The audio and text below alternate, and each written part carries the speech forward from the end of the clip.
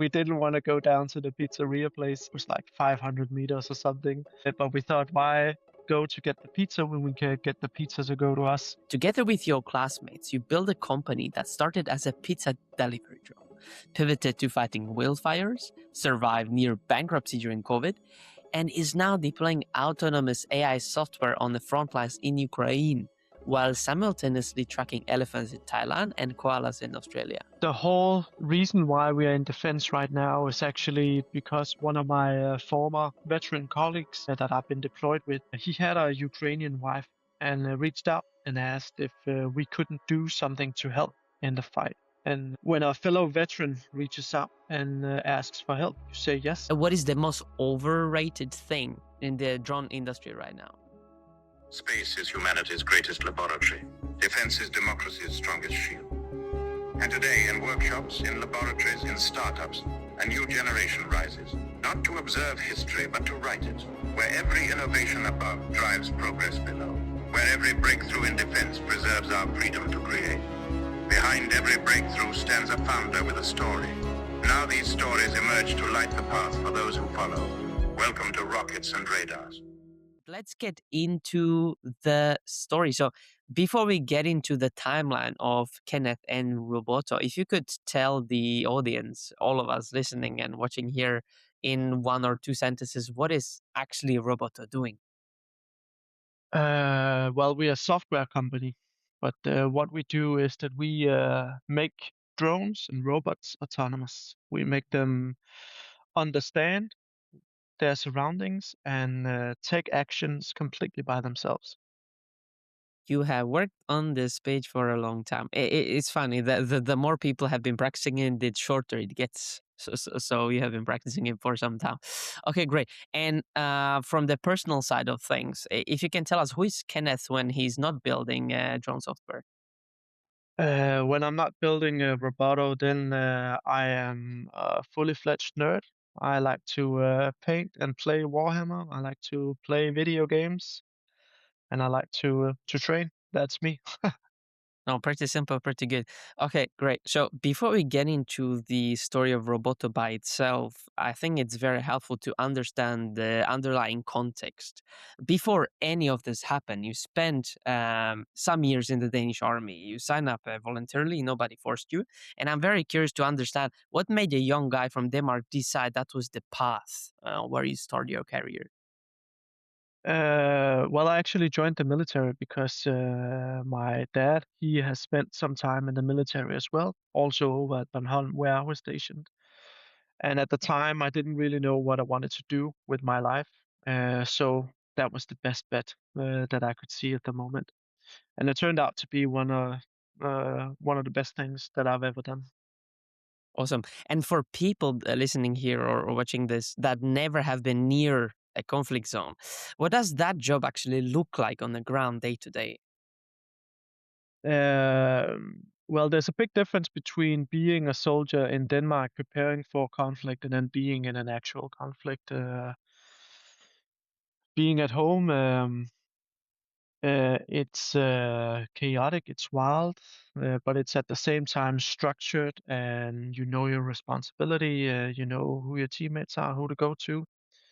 In a conflict zone, it's very similar, but obviously there the experiences are a bit different because when you go home in a conflict zone, go back to base, not all of your colleagues are going back with you.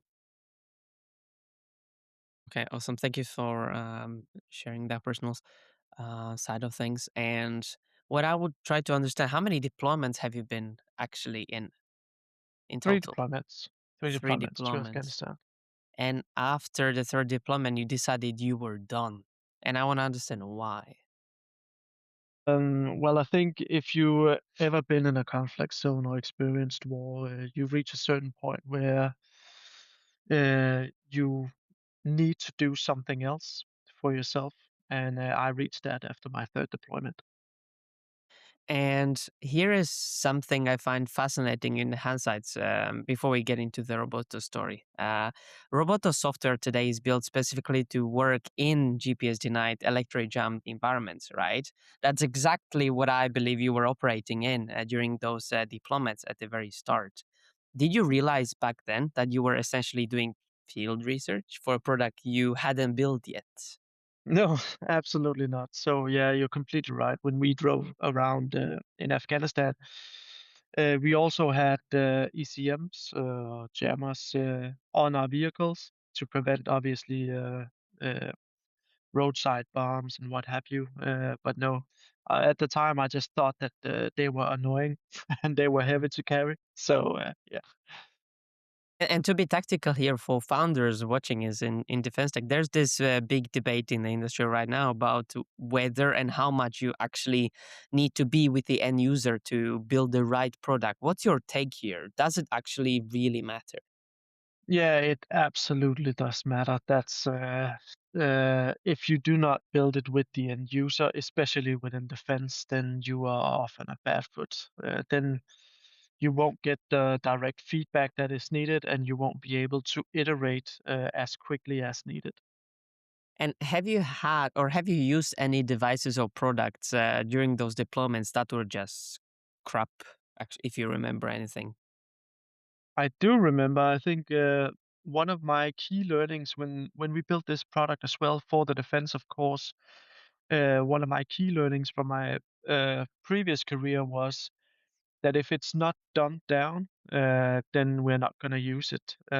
Mm, There's this saying, you have to keep it stupid simple. I remember in my first deployment, we uh, we got handed out this GPS, and the GPS is not like today's. It was not a fancy one. It was just the coordinates of where you were and the heading that you were moving. And I didn't really understand it. I couldn't see why I would use that electronic device and not just use a map. That was much easier for me just to pull out my map and then look where I was instead of using this GPS. It was just an extra layer of annoyance. So but that's from definitely a lit. Yeah, From engineering perspective, it was a marvel if you think about it back then. But from a user, now you just told us is that what's the point? Like, how do you use it, right? So that's a very good yeah, insight. exactly. It didn't solve a problem that I had. I always knew where I was. A good one. Okay, great. And tell us more about what happened after when you returned home, when everything really started around Roboto, right? Well, after my third deployment, obviously I needed to do something else, and I've always been fascinated. Maybe that comes a bit on my background of being a nerd. I've always been fascinated by Star Trek and Star Wars and Nice. sci-fi movies. And what really fascinated, especially me, about Star Wars is not really lightsabers or blasters or the Force or anything like that. What I really found interesting was all the robots that they were out there Hmm. and having their own opinions and having their own mind, living their own lives and performing their Which own one was jobs. your favorite, actually? Just a nerd question here as well. Return of the Jedi is probably my favorite. Nice one. Okay, so you loved robots and robotics. So you went to Aalborg University and ended up in a robotics class where you actually met your co-founders. Tell me more about how it all started, how you ended up talking to each other and working together. Well, we were actually a group that got paired up from the start, so it was a bit random, but we just clicked socially. So we stayed together throughout the education. So that's how it happened. We just had a common love for robots and wanted to push what we were able to do, horribly failing most of the times, but we had fun along the way. And the most fun part, I think, about this part in your journey was your thesis project, where you started with a pizza delivery drone as your thesis project. And walk me through why pizza delivery is a problem we're solving for the thesis back then. It's worth solving because we are lazy and we didn't want to go down to the pizzeria place and pick it up. It was not that far. It was like 500 meters or something. But we thought, why go to get the pizza when we can get the pizza to go to us? So that's our thoughts behind it. Okay, great. Yeah. So then summer of 2018 happens. Sweden's military is called in to fight fires. More than 100 people die near Athens. California has its deadliest fire season in history. And you all still just a group of students working on a thesis, but you scrap the pizza idea, right? As you mentioned, and pivot to wildfire detection. How quick was that decision or pivot? It was actually fairly quick. I mean, those fires in that summer, especially, was all over the news, and we couldn't really understand why that's such a big problem. So we started digging a little bit, and we quickly got in touch with the Danish Emergency Management Agency and found out that actually it's data that's the problem. It's the data collection. So every single time a firefighter needs to go out to a new fire, he needs to orient himself before he can really insert his troops into that operation to gain control of it. And Mm. so that's exactly what drones and computer vision is very, very good at. So we wanted to use our love for robotics to help. I would say that was a very significant early relationship for a student project.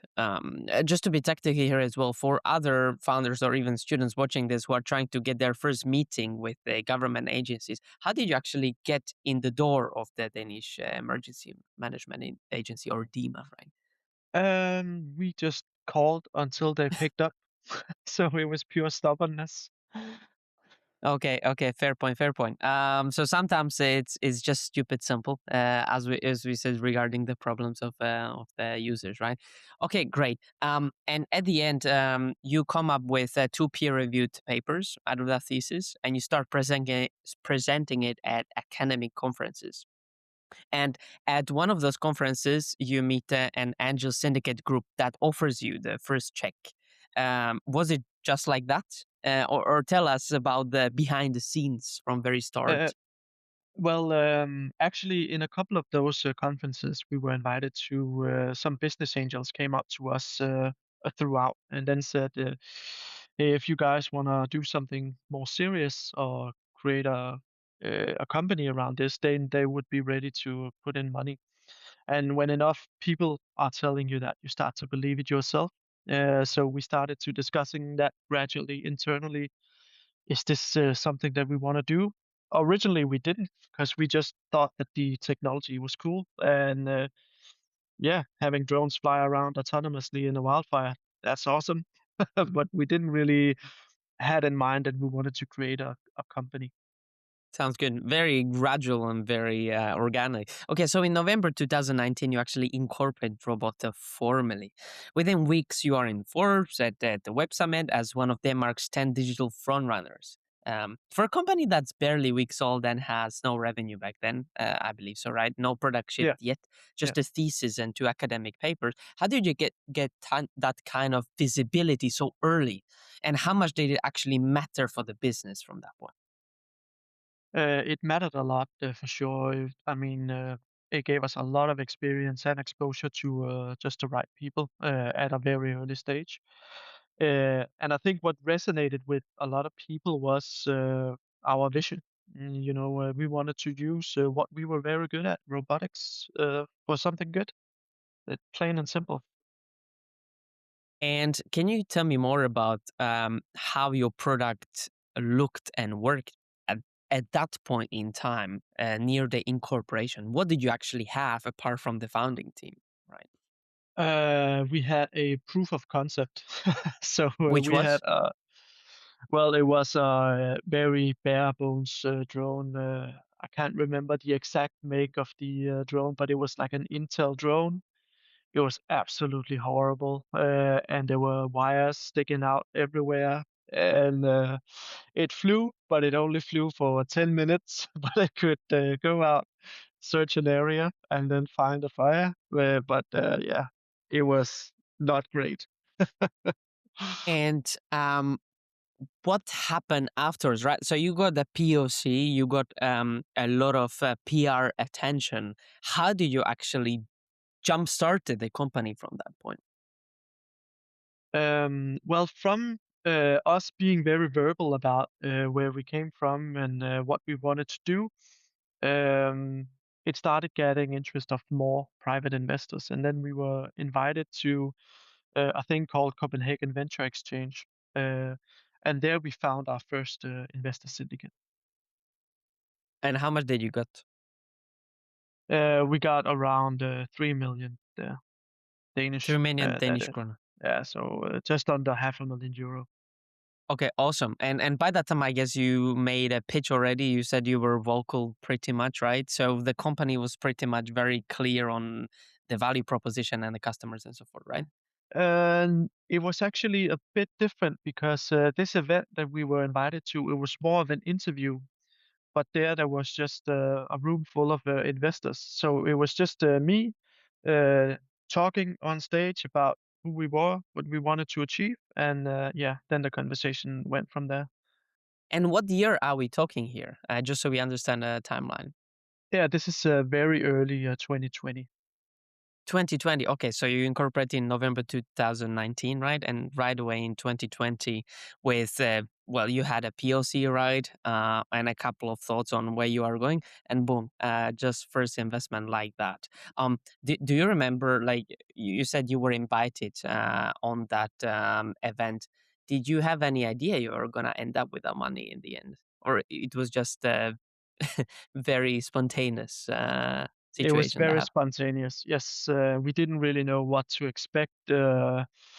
I still can't remember the name of the guy, but apparently he was a very successful entrepreneur that interviewed me.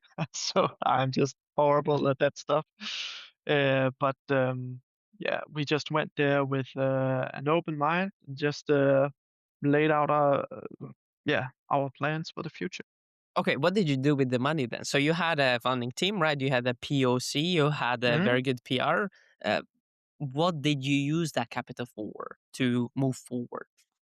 Well, at that time, we actually had a couple of different demonstrations lined up, both in Australia but also California. Obviously, in Denmark, there's not a whole lot of wildfires.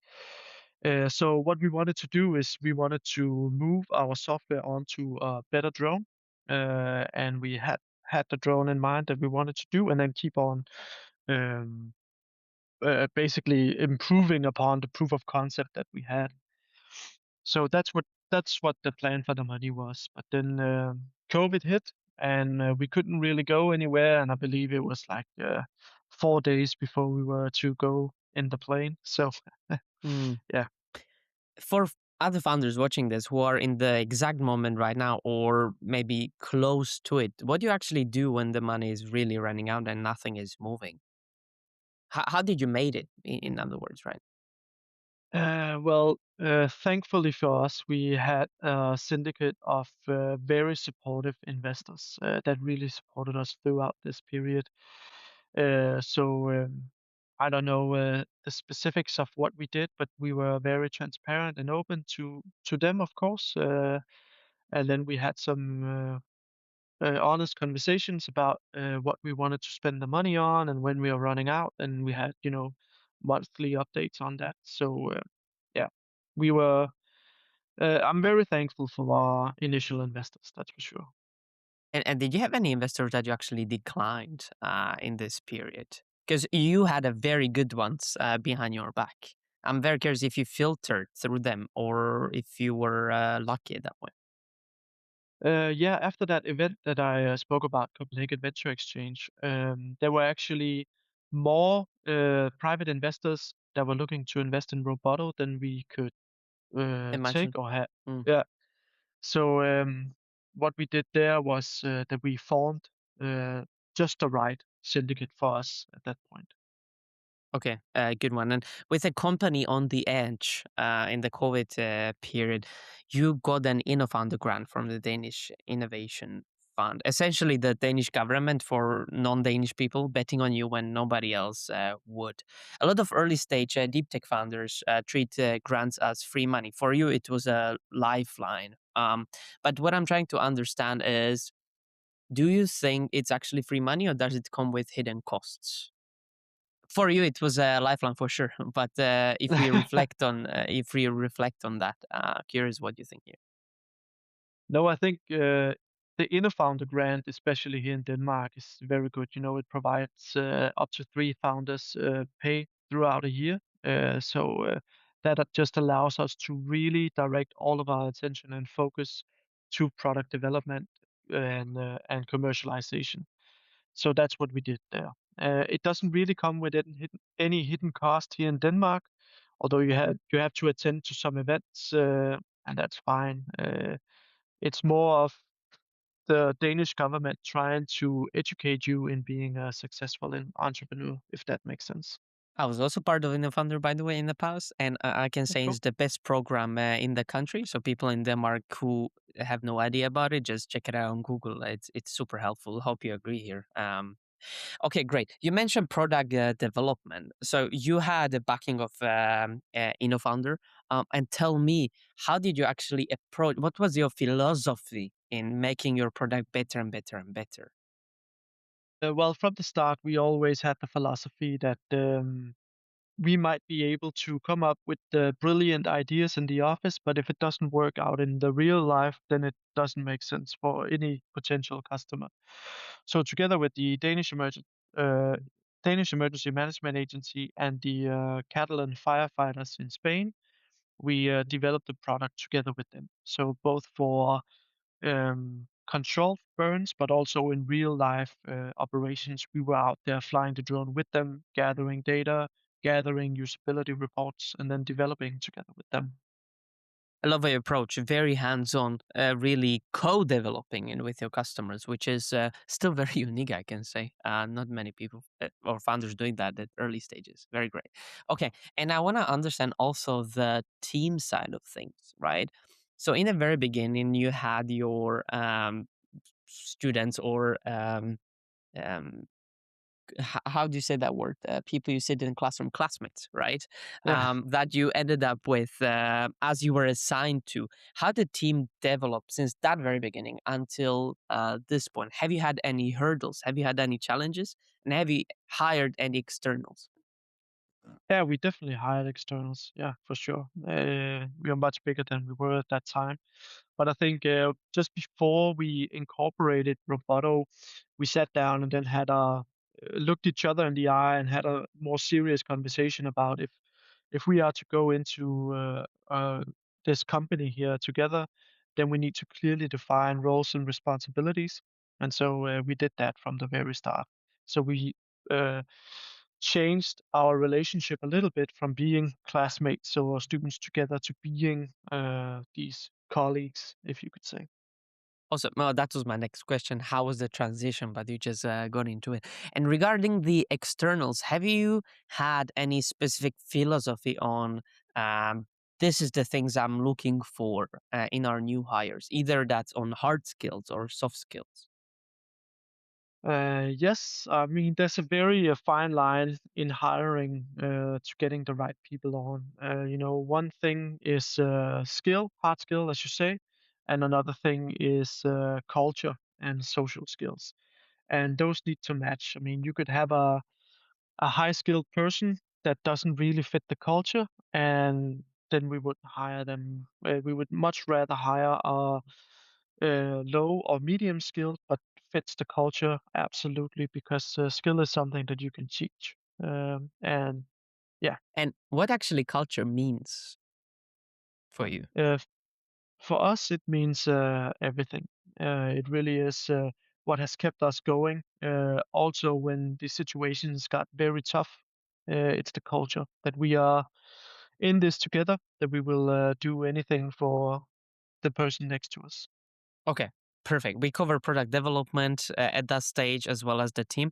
And now I want to understand fundraising because in March 2021, which is one of the big milestones as well, you closed your first proper equity round of $500,000. dollars. So did you thought about fundraising a long time before you raised that, or was it very sudden? We need to raise now because we need to grow. Again, trying to understand your perspective on when do you think companies should raise. I think that there needs to be a clear plan of when you're raising and what you're spending the money for. However, Always. that being said, this fundraising also came a little bit from left field in our case because we met another company that was very impressed with what we were doing and how we approached the market, and asked if we were willing to discuss investment. Okay, again, very, very organic. My next side question here was, you literally have survived a near bankruptcy a few months before that. So I'm very curious if you had any fears walking into the meeting with the investors and sell a vision when you have been just at the edge of collapse, or it didn't matter at that point anymore. No, I think that there's always this fear. At least that's what I see in most of my uh, colleagues being having their own companies. That in front of these investors, you have to showcase your best and always be a success and talk about that all the time. But I think what helped us both in forming the syndicate, but also with this other investment, is that we were very open about. With the syndicate, for example, we said, hey, we don't know anything about business development. We have never run a company before. We know tech. That's what we're really good at. And with this other investment, we said, hey, we just came out of this COVID period. We are very close to bankruptcy, but we have a vision. And I think that really told the investors also something about us, that they could trust what we say, of course, and then the relationship built from there. Yeah, I think honesty and straightforwardness saves so much things that could go wrong in the future, right? When you're so straightforward, everybody knows everything, so there is no questions in the air. Great one. Okay, and one big milestone. At this time, you get into ESA Denmark Space Accelerator. Actually, for people that might not know, you're building Wildfire software. Turns out that anything or most of the things that use GPS count as space technology. And here, I would love to tap into your mind and understand for other founders watching this, how do you find a non-obvious program you actually qualify for? And what did SAB give you that you couldn't have gotten anywhere else? I think it's a big really broadened our mind uh, in the commercialization aspect of it, because one thing that is very important for them is obviously it has to do something with space, and well, in that time we used the GPS for navigation, and we were looking into expanding upon the accuracy of that. So there it could make sense. But what is very important for them is the commercialization aspect, and they were, even though we still at that time really wanted to talk tech, they helped us steer onto the commercialization aspect. They're being very direct with some of the customers that we were talking to, get a very fixed business model up and running, and yeah, that's what we really got out of that program. What is the one thing that you remember from this time when they were talking about commercialization and changing your perspective? Is there any big shift that happened in your mind after being with them for some time?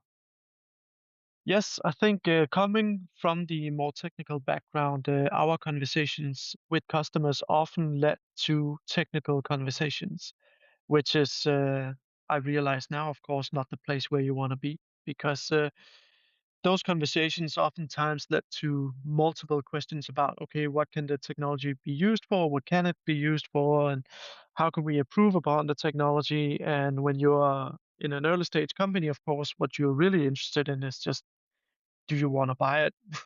Does it make sense for you? Does it make sense for us? So really changing that whole mindset about what would be important. Mm, cool stuff. Okay, and a big shift is happening around the world. at that time when you got a big, and after a few months of talking with customers, a big shift is happening. Russia invades Ukraine in February 2022. Baltic cables start getting cut. Europe's entire security conversations changes overnight, and you start to think about defense as one of the markets that you start to serve. And what I'm trying to understand is, did you thought about looking at the defense industry from very start when this invasion happened, or was it a gradual throughout the months that led from this moment? No, we didn't actually look at the defense at that time. The whole reason why we are in defense right now is actually because one of my former veteran colleagues that I've been deployed with, he had a Ukrainian wife and reached out and asked if we couldn't do something to help in the fight. And when a fellow veteran reaches out and asks for help, you say yes, almost no matter what it is. And my co-founder as well, he is from Moldova, so he also has a very special relationship with Russians and Russia. And this also, we felt like this was a cause that was so important, not only to us but to Europe, that we needed to see if we couldn't help. As I started by saying, we wanted to use our technology for something good, and right there at that time, we couldn't find any or think of any other use case that would be more important than that. Mm. And if that friend that you just mentioned didn't come to you, do you think you would end up in the defense tech in the end? I don't think so, actually, because we have been asked if we shouldn't go the defense route almost from the start at Robotto. But we had some concerns about using this technology in that space because it could be uh, in the wrong hands. It could be misused. And we also know that this technology here is very potent. So we actually had some concerns around developing our technology that way. And did you have the same concerns when after your friend approached you and you decided Yeah, to go into? absolutely we did. Absolutely we did. We had a long, very many and very long talks about what this would mean, both for us as a company, with all the ethical concerns that comes with that, but also what that potentially would mean for us personally. As I was the only veteran on our team, I was also the only one that would mean what it means to take a life, and so we had some talks around that. But in the end, we decided that this was something that was so important not only to us but to Europe that we needed to do something.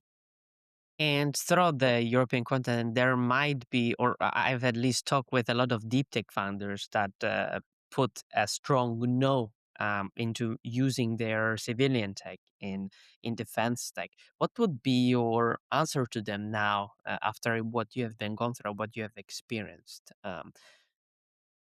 I don't think that I am in a position to say anything left or right to them. I have full respect if they don't want to work within defense. It is definitely not for everybody. So Yeah, good answer, actually. Perfect. And now I want to get into being tactical again. So, how did you get from a civilian deep tech product to a live war zone deployment? Who did you actually talk first? And how do you even begin to navigate that world from all perspectives? Product, right? The customer cycles, everything that was happening in the company. yeah, so when we finally decided to say yes and then go, we were paired up with this small Ukrainian drone manufacturer.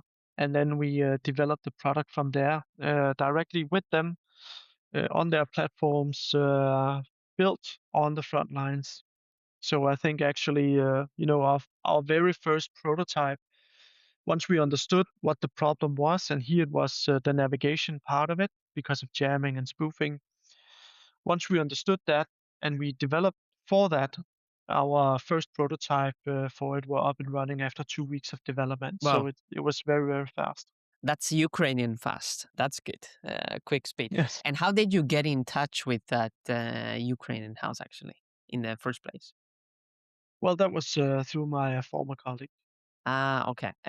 Okay, perfect. And I'm not sure if we can find an advice here, but there are plenty of founders I talk to that haven't been able to get in touch with players like you did. Would you have any personal advice to them on how to get in a similar partnership as you did at that point, if they don't know anybody, right? But they want to Yeah. contribute. Well, I can only say that every single Ukrainian company or person that I've talked with, they are very willing and very open to look at new technology. So my only suggestion would be to get in touch with a local company or a local person, because if you have something that would bring value for their war efforts, then they for sure will use it. I mean, this is in Denmark at least, we have this distance to the war somewhat, but they are fighting for their lives. They are fighting for their brothers and sisters every single day. So if we have something they can use, they will use it.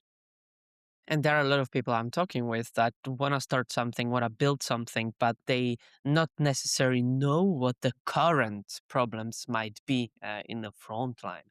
So, what would be your take on that? How to actually understand what the people that are trying to save their lives and our lives indirectly as well need actually in this moment? Well, if you have absolutely zero contacts in Ukraine, then the first point of contact would probably be an organization similar to Brave One or something like that. But other than that, there's plenty of conferences in Ukraine, also with frontline units, where they are very open about what problems that they're facing at the moment, what is good, what needs to be improved, how they're seeing the war progressing the next 6 months. So there's a lot of good information there. Okay, great. And by the way, if we talk about Nordics, Brave One opens a new sub-organization in Norway. And there are going to be more organizations throughout the Nordics. So the points are definitely there. Thanks for sharing that. And super interesting insight here. By 2023, you are tracking wild elephants in Thailand and mapping wildfires across Europe. And at the same time, separately, right? Now deploying software on the front lines in Ukraine. So at this point in time, how do you even explain what Robotto is to people?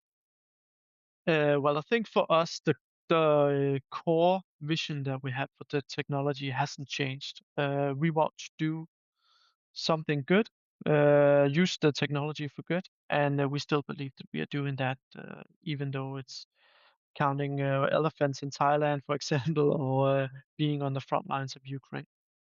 Okay, awesome. And even though the technology and product is very similar or same, those are still two different markets: the private and then the public market or Mm. the defense market that work in a completely different way. I'm very curious. How did you balance those two in terms of the focus inside a company without actually losing focus on either? Well, the only answer to that is that we don't balance it.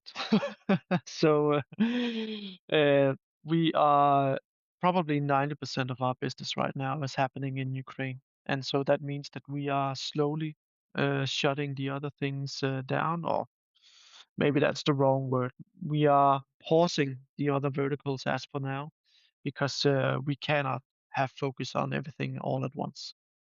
And what did you choose defense tech instead of sticking to the civilian tech? When you said that you are putting the energy into one of those two, right? Because this is something that, as I said, this was something that meant so much to us, that Mm, we wanted to pursue, simple. Mm. and having this very, very close relationship with the guys on the front, we knew that this is something that means a lot to them too. And yeah, again, if we could do anything to help, then we would do it. Okay, awesome. And we have talked about the fundraising, the team, and now I want to tell our audience or listeners here on what your product portfolio actually is. Spectre, Strike, FireEye, Natural Track AI that you have developed throughout the years. Can you give us a quick zoom in on what those products are, who they are for, and how they all connect back to the same core technology?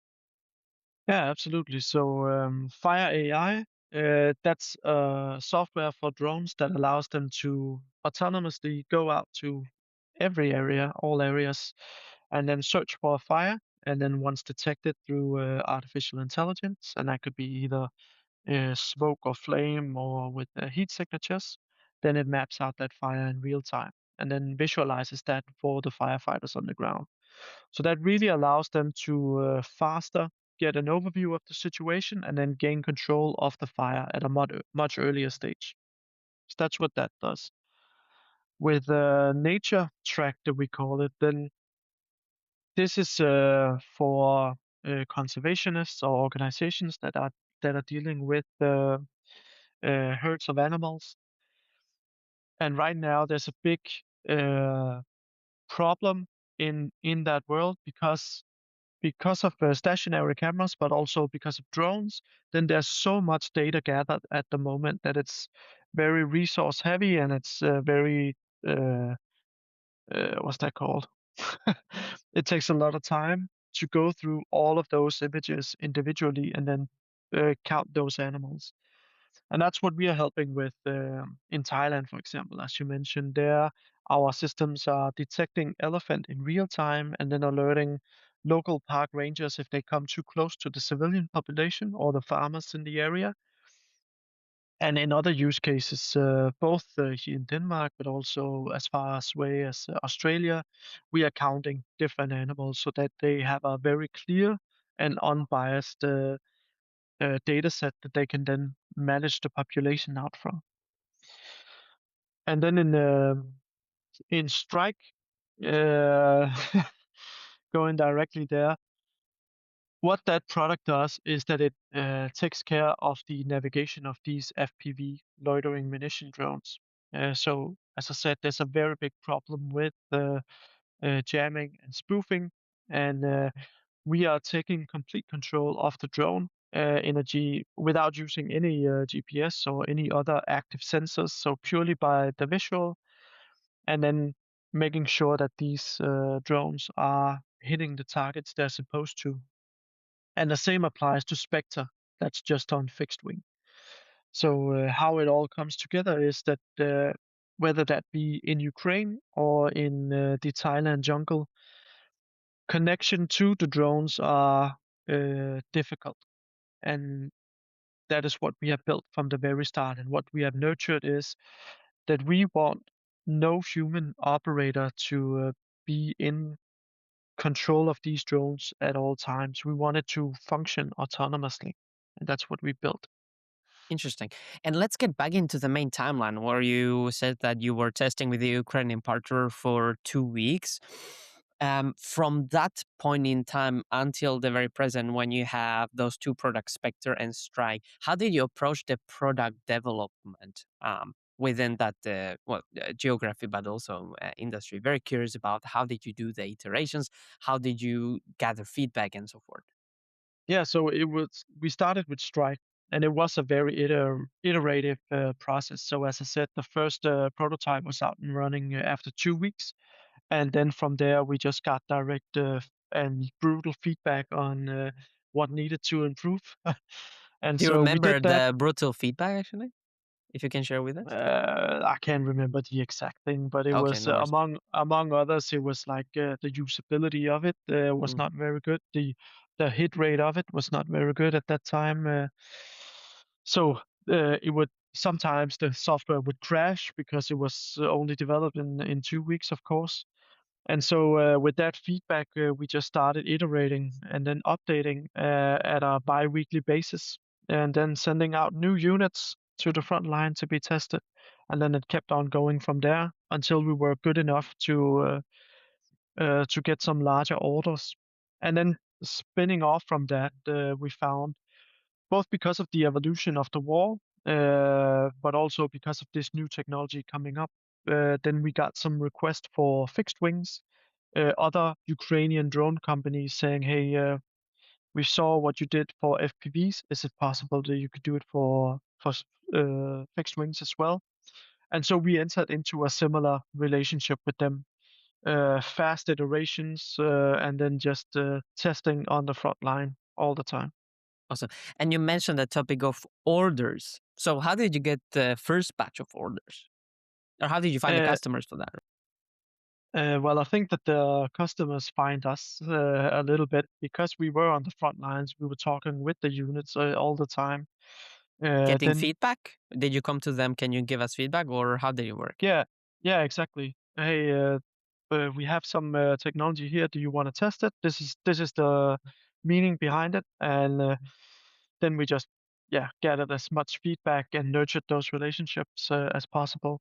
Also together with our local Ukrainian partners, that the initial drone company, and we just got to a stage then where we also could turn that into something that they wanted to buy. And did those people on the front lines ask you something that you didn't expect in the very early stages of this? Um, I don't think so because we didn't really have like a minds what's that called? We didn't have an initial idea of what might be useful for them. So we were very open and then really let them guide where they had a problem and then how we could help them. I think me coming from the military as well, I think I acted a little bit as a translator in that sense, getting that feedback from frontline units and then translating that into something engineering that we could then develop upon.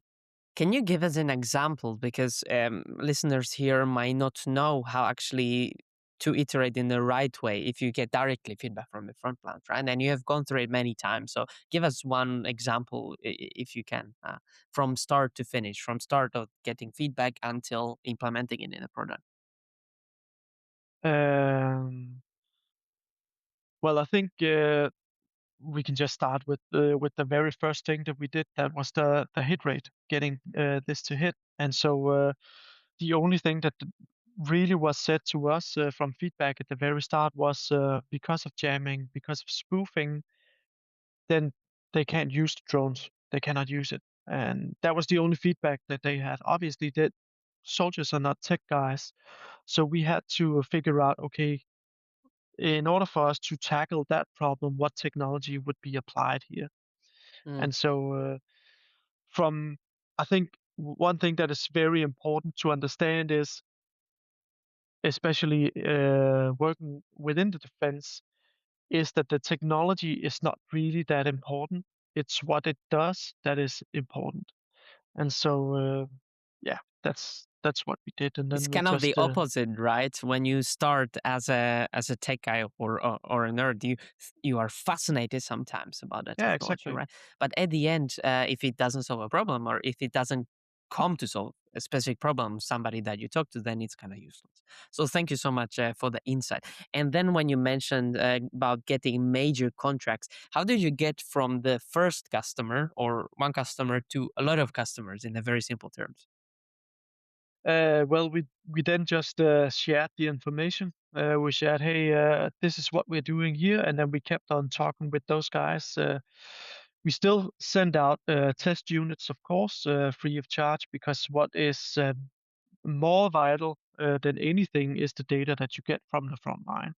That really allows you to really refine your product. Interesting. Okay. Yeah. Okay, so sending free products to get more data, and at the same time, you give literally the customer try it out. If it's good, then they will buy it, right? Because they already got the value or saved time or lives, right? Okay, great. And what I want to understand here is your board chair, Oleshak Petterson, that you got on the board, who has spent decades in the Danish maritime industry. And to be tactical here, for other defense tech founders watching or listening this, how much does having this right person in the room actually matter? And how do you actually find that person when you're just starting out? So for you, how did you find Ole in the first place?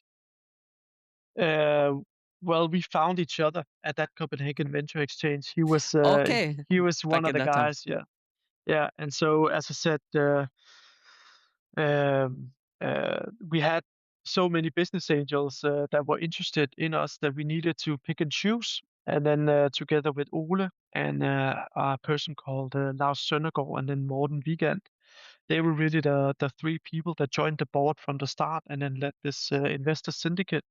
So yeah, I think that we found each other a little bit there. It wasn't something that we went out and then searched for.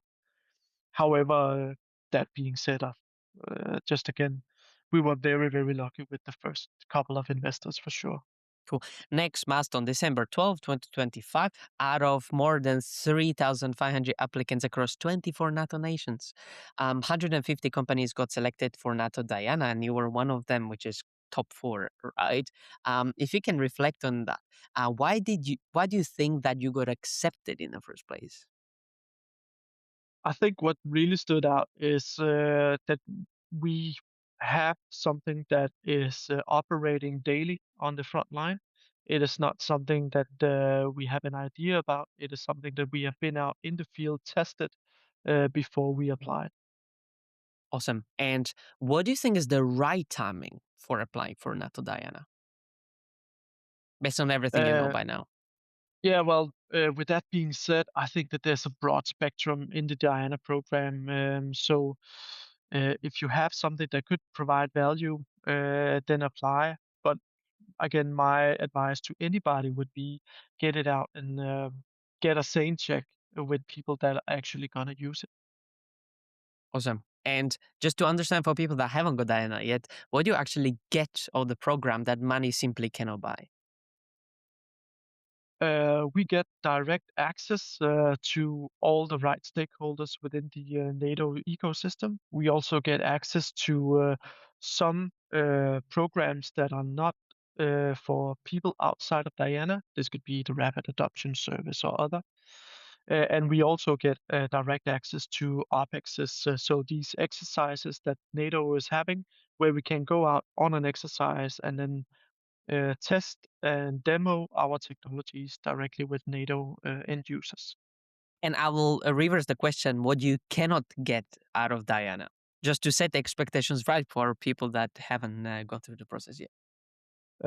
Well, at least in the initial phase that we are in right now, the phase 1, then you cannot get adoption because NATO just works slower than that. So, Okay, awesome. And one big milestone I want to talk about still, which is very recent actually. 2 weeks ago, also on Friday, the same day this episode dropped, Robotto announced a permanent subsidiary in Ukraine, Robotto UA, right? Backed by Frontier, where I'm present, and the Danish export fund IFO. You started this journey as a soldier who was tired of the war. Now you are planting a flag in the middle of the world's most intense drone conflict. Can you tell us more how this fundraising came to happen if you compare it to the very first round you got $500,000? I think this was a bit different than the first time. Yep. Here, I actually met Nils from Final Frontier before there was Final Frontier, and then we had a short conversation, both about what we were doing, but where we are going. He said at that time, sounds interesting. I'm raising this fund. We might be able to talk to each other a little bit later. And so we obviously wasn't one of the first that Nils invested in. There was more than a couple companies that he invested in before us, but we kept that relationship with him. Kept on updating him as well. We had a very strong interest in getting Final Frontier on because that mission really resonates with us.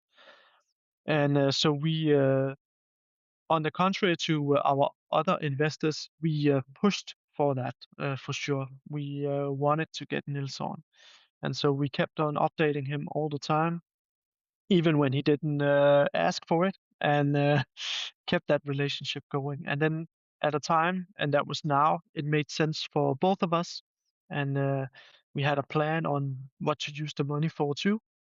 And so there we found each other, which I'm I can very totally happy about. agree. I can totally agree. You pick the right people you want to work with, and then you just give them updates, right, all the time. And I think that's a very good insight to end this episode. But before we get into that, can you tell us where does this end?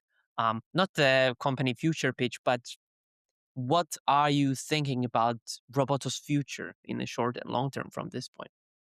As I said in the beginning, my core fascination, being a nerd here, is from these robots going out in Star Wars doing their own thing, and that's what we want to do as well. Now we have proven that our technology works in the very most contested of environments, meaning that this can work anywhere in the world. But this is only step one. Step two is then that we have multiple robots talking to one another, performing a task together. And then step three of that is also to incorporate both ground robots and uh, water-based robots. So we are only in the very beginning of the journey here.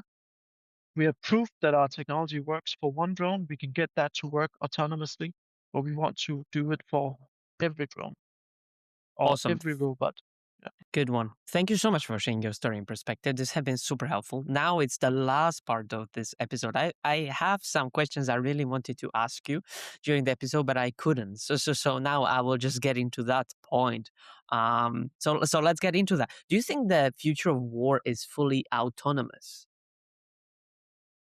Yeah, I think that they're maybe not fully autonomous yet. I think that there's still some ethical concerns about having these weapon systems being fully autonomous.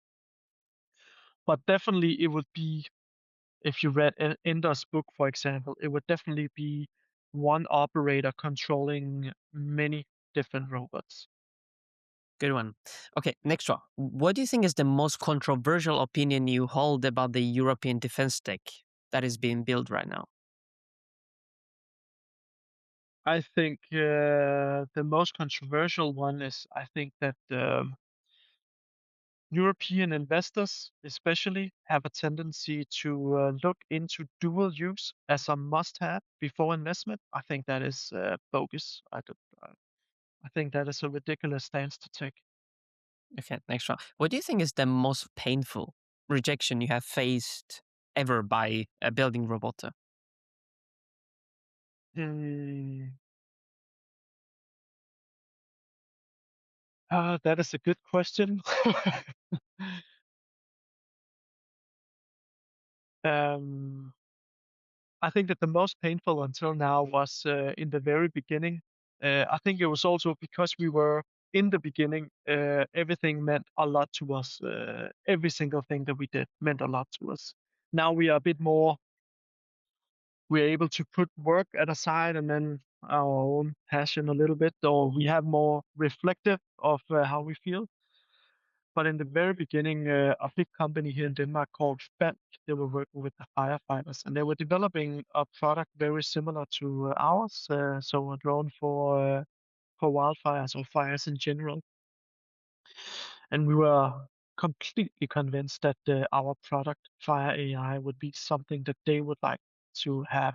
And we had multiple tests and conversations together with them. But in the end, they decided to go another route. They didn't go the fire route. They decided to do something completely different. And yeah, that was a very tough pill for us to take because at that time we thought, especially with the initial momentum we had, we could take over the world. So that was a tough pill. A good one. Don't Tough put pill. all of your eggs in one basket, right? Okay, Yeah. next one. Most founders cling to the CEO title like their life depends on it. You voluntarily gave that title up. Why? Because for me, uh, it's more about what you do day to day and not about your title. I'm passionate about is No getting worries. the drones out there and work in the real world and not necessarily on banking relationships and budgets and planning the next couple of expenses and reporting and auditing and all that. And having Ole there, that's what he's really good at. So we decided to split our work that way. Simple as that. Okay, great. Next one. Ukraine is the fastest R&D lab in history, I think, for autonomous drone tech. What do you think is the single biggest thing you have learned from the front line that you couldn't have learned anywhere else? That the speed is much faster than what we presume it to be.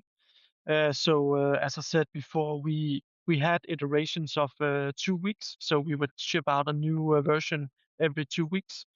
The reason why we are establishing an office in Kiev right now is because we want to shorten that. It must go faster because how it's being used on the front line doesn't resonate with the speed of which we can develop here. And that's because of the feedback loop. We need it to be as short as possible. We need it to be same day, if possible. We get feedback next day, we have a new thing. But obviously, that's not realistic.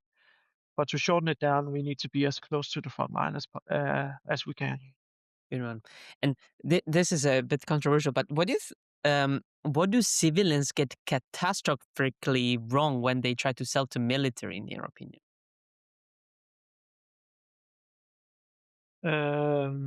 I think that oftentimes they contact the purchasing departments immediately, and I don't think that's the right approach. It's obviously an important component, but working with units is oftentimes much more beneficial, and they would guide you if it brings value to them and they want it. They will guide you throughout the process. Very good insight. And what do you think is the most overrated thing in the drone industry right now? AI. AI is Okay. used for everything. It's a buzzword that's used for everything, and yeah, I foresee that the next buzzword that will come is swarming. But It yeah, already is, but yeah, okay, thanks for predicting that. Okay, and the totally last question here is, if you had to start Roboto again from scratch tomorrow, what do you think you would do differently in the first 12 months?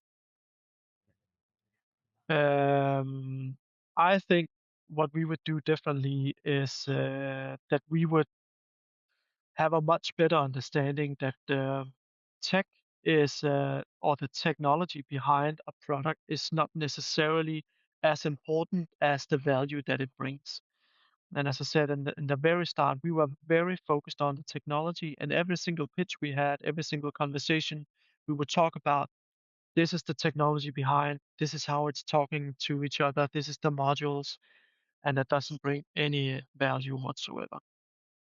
Okay, commercial first. Great. Again, thank you so much for joining me here. It has been very much pleasure. And to end this up on a good note, what do you think would be the one thing that the listeners, mostly from the defense tech industry, right, should take out of this episode that we spend 1 hour on?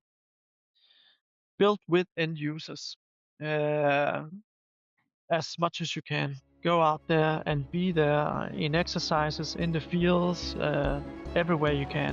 Get their feedback. Awesome. Thank you so much for joining then. Thank you.